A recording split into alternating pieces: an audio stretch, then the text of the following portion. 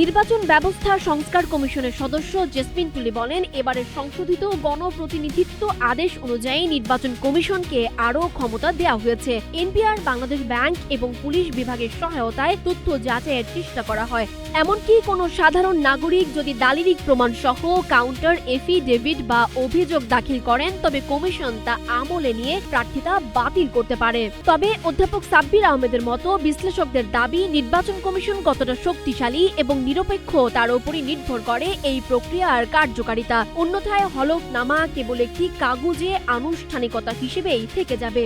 হলফনামা ভোটারদের তথ্য পাওয়ার একটি অধিকার। এটি প্রার্থীদের স্বচ্ছতা নিশ্চিত করার কথা থাকলেও আইনি সীমাবদ্ধতা এবং তথ্য যাচাইয়ের দীর্ঘসূত্রতার কারণে এর সুফল পুরোপুরি মিলছে না। ত্রয়োদশ জাতীয় নির্বাচনে নির্বাচন কমিশন এই প্রক্রিয়ায় নতুনত্ব আনার যে কথা বলেছে, তার বাস্তবায়ন কতটুকু হয় এখন সেটি দেখার বিষয়।